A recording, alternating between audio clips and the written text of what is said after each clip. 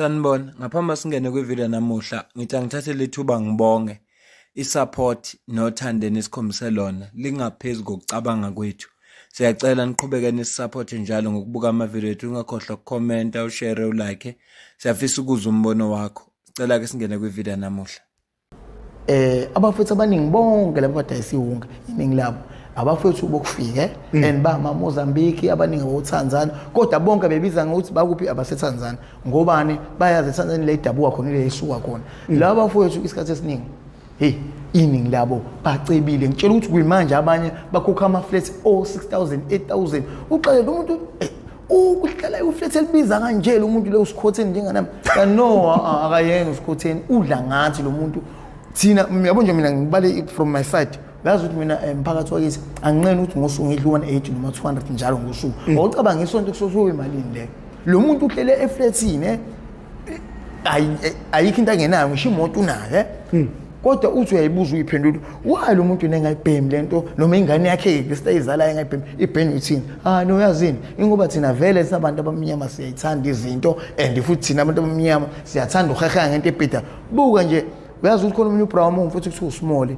okade izayizayi naye usuka le Tanzania uBrown wena ade big mafia kade yaziwa lapha eMaskanda la sibhema khona phansi kwebridge umfuthu wanginje into eyodwa wathi siyami ngani wami ngathi yami ngona umuthini wathi yazi siyami na Brown ekhaya eTanzania yabo ubhuti wami engumlamayo uyazi ukuthi imfuthu mase kuthiwa ekhaya ngiyagibela manje ngibuyele edladlini bangibone nginjenjwa ngiyiphara sengibheme unga manje bangangishaba ngibulale bangangikinye bengishabe ngibulale ngabuza kini bakubulelekini wathi umfowethu lapha yapho uthi kini mekudayisa ihunga akuvumelekile ukuthi uyibheme eTanzania imfihlo lonto mina ngingayazi kodwa wangitshela uBra wami engiphila naye kanje wathi siya Bra wami mina mfowethu ihunga mengisuka la mithiwa ngishaya ngedraft ngibanjwa amaphoyisa la yangibopha ngisewizivile bangiselindela ngisuka ngibuyisela eTanzania umfowethu ilona suku lelo ngoleka ngayi ihunga ngobani bese ngifika ngala ngesekhaya fanele ngishintshe ngale ekhaya akufunakala umuntu obheme ihunga ibidayisa kubo ngoba vele bathini laba abantu bokufika bathi kahle kahle usukubulala umnotho wale ekhaya ngoba ngale baphila ngayo injengalakhe insanga ngale akufani la iyabiza ngale ngazi ngokutshela ungawubelieve Professor Mosekela ukuthi iqhuzu la silithenga ngo30 rand lesilibhema nje silithenga ngo30 rand ngale balithenga ngo7 rand njengesilophu sensango lesi sithenga ngo7 rand la eThekwini Ikho into ebulala izwe lakithi la South Africa njengama drugs futhi ayikho into eqeda iyouth yase South Africa njengama drugs. Ngake ngathi uma ufuna ukubulala ikhaya, ufuna ubulala intsha, ubulale laba bazelwe bakhona. Uma ukwazile ukubulala ikhaya, ufuna wazi ukuthi ubulela umphakathi, ufuna wazi ukuthi usibulela isizwe. Ngakho ke lama drugs akhona abakhuluma ngawo la owunganani abulele isizwe. Ngoba lengane eyodwa yomndeni othize engasahlala ekhaya sihlala emgwaqweni phinde kube ingane yodwa omunye umndeni mabehlangana baba isizwe ngoba eqinisweni lilonke iyouth iyikusasa la noma isiphi isizwe sithi sizula inkonzo sematholeni ingoba intsha iyikusasa lesizwe kodwa into efika ibebuhlungu kakhulu ukuthi abantu kuyibona abathengisa ama drugs bathengisela intsha yakithi akusibabalona bona bala eSouth Africa basuka emazweni abo njengoba uzwa lo bhuti ukuthi emazweni abo akuvumelekile ukuthi ingane zabo zidle lama drugs kodwa bona bakwazi ukuzothengisa lawo ma drugs bathengisela ingane zala eSouth Africa ibhlungu lonto le ngelinye ilanga ngake ngakhuluma ngento yakasho uZola ngicela uzwe la If you were to be given a chance ukuthi nje for a month ube i-Minister of Education, what is it that you would change, like seriously change? I'd make it illegal for umntwana ukuthi adoje isikolo. Okay? I'd build schools like you can. I'd blow that entire budget and build ikolo. But I'll do something even more interesting, Playam. I'm a university as a South Africa. Wonka sema suburbsini. Do you know why? That's because they were built during apartheid. Those varsities were built for white kids. Now you get a lot of black kids coming from rural areas having to come by Funde Wetstek naserao. Why amavasithi anjalo angekho emakasi labo labaphuma khona emaplazini? Why kungena rawo eSoweto? Why kungena rawo eGugulethu? Ngithola that's what I would do with the money mina Playam. And another thing that I would do, and I always fantasize about it, I know maybe the government will take it serious, I would bring back the military schools. Why do you think military schools are very necessary at this point? Because I do not believe ukuthatha intwana encane na 14 ngeyivalele Sun City. I would send him to a military school for the rest of his high school days. He would walk, think and talk like a soldier and he would get that metric. Instead we would hire juvenile. Juvenile would not exist. I would send them to a military school where studying is not by choice. It's compulsory. You have offended the state, you will go to school. They would dress like soldiers. They would have a badge. They would salute to the flag. I would change them from being little criminals to be officers and gentlemen. That's what I would do. iRawu sekwaba UJ manje kwakuyiRawu before. Kodwa leli phuza lisho uZola libaluleke kakhulu futhi kakhulukazi uma sikhathalela ikusasa leingane zethu. Ngithe uma ngena ku TikTok ngasithela lapha kwevideo lapho khona abazali asebekhathele ukuhlushwa izingane zabo bathatha abantwana babase kuleyo ndawo. Kuleyo ndawo bafike babafundisa idiscipline usungekho wena mzali. Umntana wakho ubuya esidalo esisha ubuye eshintshile ngoba usuke edibane nobunzima. Lento esho uZola iyasebenza somewhere. Ngicela ubone la. Sibingelele thina. No sir. Simona. Niyavuma phela nini? Yes sir. Yes sir. Simona. Yes sir. Igama nguPrince. Isibongo ngangobese ngisuka eHammerstay. Ngize lapha ngisimo sokuthi bengihlukumeza uma nokuthi ngaso simoto ngenkani yacishe yalimala. Nesikole usifuni. Ngisikole ngesifuni. Ngihleze intoje esikoleni ngibaleya. Next. Sanibona. Hey, yakuzwa Hey, uthi. loud, kulunguzwa la. Sanibona. Hey, anivumi nini? Phezulu Sanibona. izandla. Yes. Igama wamahla wamthatha usuka esikhaweni. Ngizelana ngoba angithandi ukufunda. Nginikani futhi.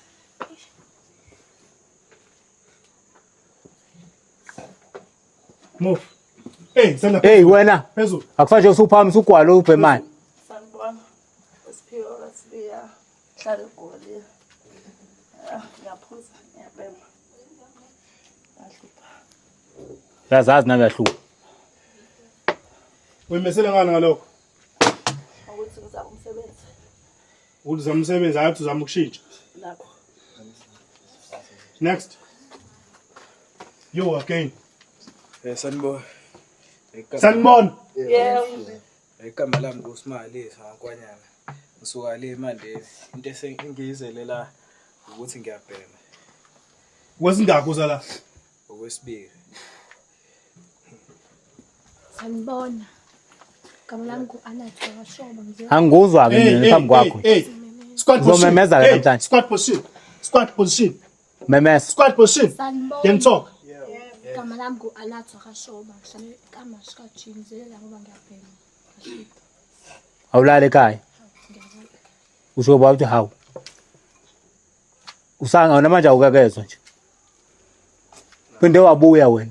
Sanibona. Yebo bamonitor. Igama lami ngukuyanda Xolisa siyosingethela ukuthi mama bengamhloniphi. Ngaphinda futhi Bawuthe iqodo, bawuthe iqarasa. Bengimhleka. Eh? Squad position. Next. Simbona igama lami ngolungelo wasi lesinto engilethela ukuthi Hey, uqala phezulu. Phezulu. Squad position. Talk. Simbona igama lami ngolungelo wasi lesinto engilethela ukuthi ngiyabhema. Simbona igama lami ngoNhlalo. Aliphakame lo godo lapha nabemani. Hey, izandla phezulu. Talk. Talk. Okay. Simbona igama lami ngoNhlalo ngiyabhema into engilethela ukuthi ngiyabhema. Iningi leingane ezibuya kule indawo ezinje libuya selishintshile ngoba kunobunzima suke adlule kubo. Kunomzima ngempela akulula lapha. So engekho uma wakho labo bhuti abakuncenga uyabona nawo. Uzovuka ekseni utrain imagine nje kuthiwa le genge ngezwe. Lentsha lengezwe nabo 16 17 one mistake nje uyazi ukuthi uzwa ku military school. Angazi noma kwayibona idiscipline amasosha nayo. Yeba amasosha yaba ingxenye yobugebengu kodwa mancane. Ngenxa yediscipline nento abadlule kuyo ngenxa yetraining. Ingoba abancengwa. Ngiyacabanga ukuthi lento esho uZola singayibona imphumela yayo. bengidlula nje kulesigaba ngoba lena iyona into ehlukumeza intsha yalezwe leli futhi kuyadingeka ngesinye isikhathi sike kubhekwe izixazululo. Akhona-ke ama-camp nabantu abawenzile anjengale kade ngicaphunele yona la. Nomunye abathi baba umloto nabanye ukwehlukahlukana kwabo lapho bethatha khona lentsha le beyisa lapha ifika ithi ukutraineka. Abanye babuya abazali babonge ukuthi hey siyabonga ngoba siyawubona umehluko. Uyabona nje le ingane lezi ezithi bezibhema buka incane kanjani. Buka incane kanjani. Lethi nje siqalile isalala ekhaya mawuyibuka incane. Wena nje uhamba emgwaqweni awuboni ngisho intombi kodwa ayisalala njengoba ingalala ekhaya ilalaphi. Iqala lana ke inkinga. Ukubona ingane encane isicela sama drugs. Uzothi esuka lapho abone ukuthi impilo sinzima njengoba ethi lo munye ufuna umsebenzi. Uma engenzeka angawutholi uzoba isicela socansi. Uzobona ukuthi lokulalwa mahala ngokuthi bamnika into yokubhema akusizi ngcono alalwe ngemali ukuze athole imali. Lento lezi ziqala kancane bese ziyakhula. So kungcono ukuzigwema zithi noma zenzeka kodwa zibe kwi-percentage encane kunalesimo esiphila phansi kwaso. Sisakhuluma nje udaba lwama-illegal immigrants kunomthetho oshawe eZimbabwe. Bengingazi ngawo kodwa umuntu ofike wachaza kabanzi ngawo Sisu Amani Dube. Uyena umuntu ofike wachaza ngawo lo mthetho manje ngase ngibona ukuthi asikwazi ukungakhulumi ngalento ngoba uma kungabantu base South Africa belwela izwe labo belwa nabantu abangama-illegal immigrants babizwa ngawo wonke amagama kuze kuthiwa they are xenophobic. Kunama group nje kuthiwa ama-xenophobic groups ayaziwa njengo-Operation Tutulo, March and March. Kodwa eqinisweni lonke mawuthi uyabheka balwa nabantu abenza izinto ngekho semthethweni. Angeke uzwe kuthiwa manje balwa nabantu abangama-foreigners ola ngokusemthethweni ngeke uzwe bekuthiwa balwa nalabo bantu. Kodwa balwa nalabantu abangenela ngokungekho semthethweni abazibandakanya ezenzweni ezobugebengu ezenza izwe lethu lingabizo kuhlaleka kulo. Ngicela uzwe la. Okay, Zimbabwe. Now, this is the direction I like to see in African countries. It excites me when the government starts taking care of the people, its citizen within the country. So, in August 2025, Zimbabwe government gave a directive that local authorities must clear illegal vendors from major towns, and only those that have permits will be permitted, obviously, to stay and continue to trade. Now, obviously, they tried, back doors, getting permits illegally. Fast forward to December 2025, Zimbabwe said, nope, enough is enough. We are barring foreigners from certain businesses, and some of these sectors are oversaturated by foreigners, and it leaves the locals with no business opportunities, especially SMMEs. And this is in borehole drilling, pharmaceutical retail, advertising, employment agencies, local arts and crafts, marketing and distribution, passenger transport, salons, and the list is quite long. And they say that in some of those business sectors, if you are legal and you are operational, then you need to give away 75% of your company to a local person in order for you to be compliant to the new law. And they're giving them 3 years to do so. So each year you need to let go of a minimum 25% of your stakes to a local person so that the people of Zimbabwe benefit. Mina, I like this. And Jacinta Uma Zuma speaks about this quite a bit, that each and every country needs to fix its own problems in order for all Africans or most Africans to be able to stay home, because this is how we become sustainable in our own countries, when the government and the laws are giving us an environment that is permitting us to flourish. I'm so glad for Zimbabwe here. Zimbabwe.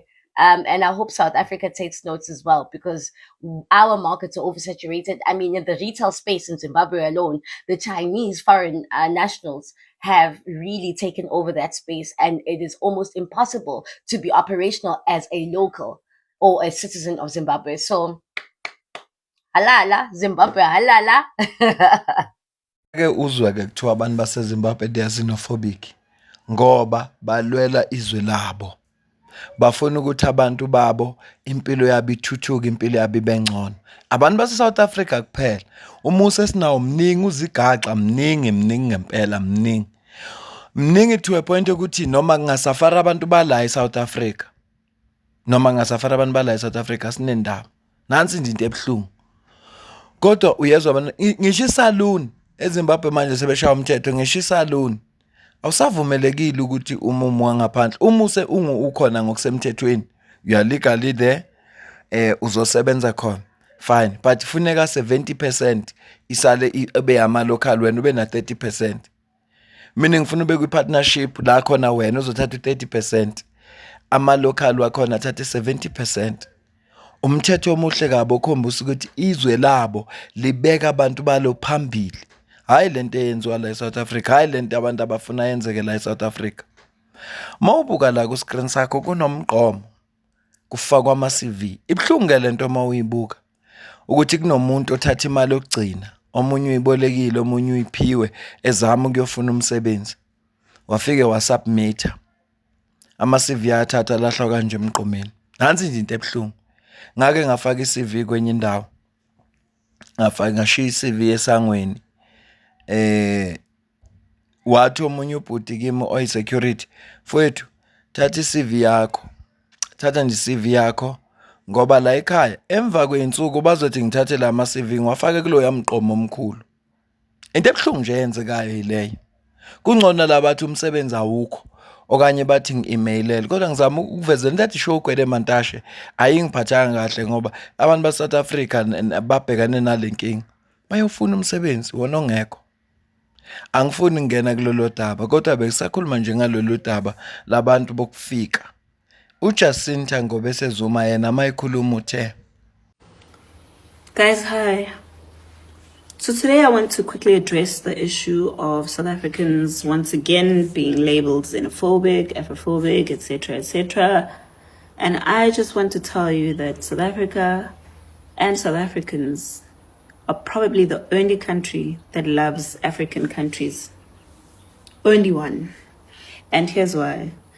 The myth that South Africans are xenophobic is just a way of making people who are doing the wrong things feel comfortable with getting away with it. And for the longest time, South Africans have allowed it to go on by accepting that label of being labeled xenophobic, because xenophobia is centered around feelings of hatred. And none of what South Africans are saying has anything to do with hate, and everything to do with the law, and everything to do with trying to assist African countries to do exactly what South Africa did in the fight for their own liberation. South Africa is the country that got its liberation the latest of all the African countries. So while everyone was already enjoying the party and everyone was already milking their minerals and whatever, their wealth, South Africa was still behind because we were colonized. There are places we were not allowed to go to, etc., etc. And the minute we win that fight, suddenly we have to open our doors to everyone to come and transfer their countries or their leaders' failures to us. Because now people have died, they've sacrificed their lives, and it's always under the disguise that, oh, because we helped you. Now, here's the thing about this help. When South Africans were fighting for apartheid to end, some of the South Africans went to other countries to organize themselves, to continue the fight, to organize themselves, to feed into the fight that was going on at home. They didn't go to other African countries in millions and run away and say, oh, because we're fighting, take us in, give us jobs. We want to sell tomatoes on the streets. We want to have freedom. We want to have rights. We want to hijack buildings. We want to have our children near schools, etc., etc. They stayed in those countries to organize themselves and equip themselves to fight. But here in South Africa, we have people who are capable of fighting. We know they are capable of fighting because they fight us on these social media streets every day. But when it's time to fight for themselves in their countries, they become incapable. They will go to court to remember their rights that they have in South Africa. They will organize themselves according to their nations and according to their different tribes that they have in their countries and fight to stay in South Africa. They don't fight to organize themselves and go back and feed to people who are in their country to fight. So ideally, the message is, if you can escape your country to come to South Africa, you have won. The message is not that we want to fix our country. We want our leaders to account for the things that they've done. We want to be free one day from these oppressors. And we want to enjoy the wealth and the minerals that our country have. No, the message is, come to South Africa, go to South Africa and find joy, peace and freedom. So South Africans hate you because they're saying, you guys have minerals, you've got wealth, you've got a culture to preserve, you've got an identity to preserve. We know how rich Africans are and proud they are of their lineage, of their ancestors. We're saying go and fight for that, instead of coming to South Africa and fighting South Africans for trying to preserve that about themselves. I don't get the part where this is hatred. And South Africans are saying, we fought. We don't mind helping you to fight, but we don't want you to want to not fight and just come and be South African. Then you turn around and you start fighting South Africans. Oh, what's so special about being South African? What's special about being South African is that we're South Africans in South Africa. And that's the kind of pride that we want you to have about yourself, about your country, about your identity. And we want you to have that pride, not just for yourself, but for your children and their future as well. What pride do you have teaching your children that the solution that they have is running to South Africa and coming on the internet and fighting and swearing and, fighting for the bare minimum? There's no pride in that. What happened to Africans being proud people? You're losing your pride because you're unable to face and address your own leaders who are holding on to power, who are holding on to corruption, who are going to kill you and beat you up, and you are unable to stand up for yourself because you're scared to die. You're going to die in South Africa anyways. You can come to South Africa today. Doesn't mean you're exempt from death. You're going to die anyway, even in South Africa. But at least have a death that has some pride in it. You can't be glorifying things like, taking South Africans to court and having NGOs and NPOs fighting with you. Because at the end of the day, they're fighting with you to stay here so that they can continue to milk in your country. Who's going to fight for those minerals and that wealth that you have in your countries if you are coming here? What do you think they're helping you stay in South Africa for? So that you can forget who you are and they can continue to loot in peace.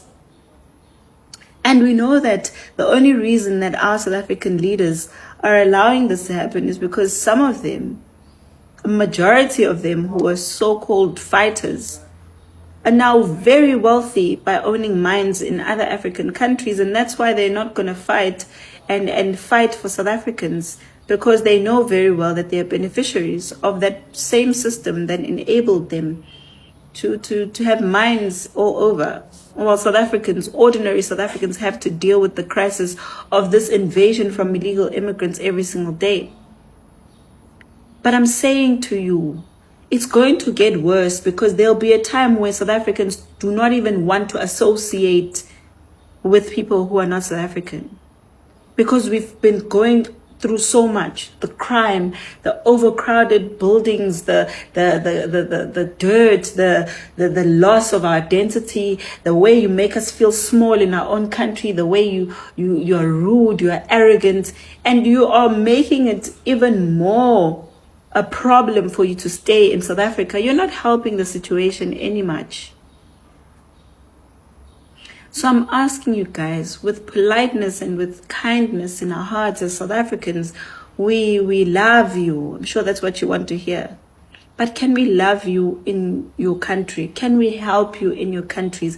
Can you go and reclaim yourselves, your pride, your identity, who you are? Can you go and stand up to your leaders who are destroying your countries, who are enriching themselves with that wealth that should be shared amongst you guys as the people of that country? We are doing the same. We don't want to be like you. We don't want to run away to other countries one day. And that's why we're fighting so hard. We don't want to find ourselves so desperate that the only way we can survive is going to other people's countries and telling them that we're not going anywhere and swearing at them every day and fighting just for the bare minimum. That's not the kind of future we want for ourselves, and that's why we're fighting so hard. And I know some of you know that you're wrong, but you're not going to admit it because you are so scared of facing reality. You're so scared of organizing yourselves the same way you organize yourselves here in South Africa. Getting a South African identity document is never going to take away the fact that you have a country that you need to fight for. And we're not going to absorb all millions of you because your governments are failing you. That is unfair on us. So guys, do the right thing, even for yourself and for your children. Take them home. Give them a future. Give them hope. Allow them to also want this pride that we have of fighting and standing up for ourselves. You know South Africans are not xenophobic. You know this very well. But it's come a time that we also are tired of the system that's oppressing us in our own country. And we are going to fight. Whether it's me, whether it's tomorrow, whether it's next week, whether others wake up 2 weeks from now or wake up today, it's going to move from social media. The time is coming. And all we're saying is go and fight for your country. Don't fight to come into the border and tell us that you don't want to wait in queues. You've been waiting in queues. Nobody owes you entrance to South Africa. Nobody owes you a passport or 30 days to stay in the country. Nobody owes you that. The people that owe you, you are allowing them to get away with giving you poor service. And the time has come for you to go fight for your country. It's the only way, guys. Ngibambe le video. Ngiyacela ukuze ukuphawula kwakho la comment section ngizwe ukuthi wena ubona kanjani ngalolu daba. Yazi makukhulunywa ngalolu daba ziningi izinto engazikhuluma kunjengoba isikhathi sesambile. Bengizofaka ivideo kaSisi uZolambatha ebuza umbuzo obalekile. Olithinta nje lolu daba ukuthi kwenziwa yini ukuthi uma kukhulunywa ngama illegal immigrants abantu base South Africa behlukane phakathi. Kwenziwa yini? Kwenziwa yini ukuthi singasho ukuthi engane South Africa kunemithetho? Why kunama immigration laws? Mayimo ngasho kahle migration laws angazi, kodwa kunemithetho elawula abantu bokufika ukuthi funa baziphathe kanjani. Kodwa umuntu ola ngokungekho semthethweni ola illegally akufanelanga aziphathe sengathi nayo la ngokusemthethweni. Siyazi ukuthi kunama organization njengo South African Human Rights Commission abamelayo labantu, kodwa ekugcineni kosuku kubasiza ngani? Kusiza ngani ke njengabantu base South Africa? Buka imithetho eshawezweni labo labantu. Ngoba thina asinawo uhulumeni ostrong njengohulumeni wabo. Asinawo uhulumeni obeka abantu bakhe baphambili. So sisenenkinga njengabantu base South Africa. So ngeke ngayisho le nto bakhona abantu base South Africa abanesivumelwano nokuhlupheka. Banesivumelwano nje ezingasuki phansi nokuhlupheka. Ngoba asifike esigabeni la sizothi khona sekwanele. Senje sekwanele, asikafiki leso sigaba. Mzukwane safika kuleso sigaba sokuthi sekwanele siyovote iANC out of power. Abantu abanjengogwede Mantashe ngeke baphinde bakhulume njengoba bekhuluma manje.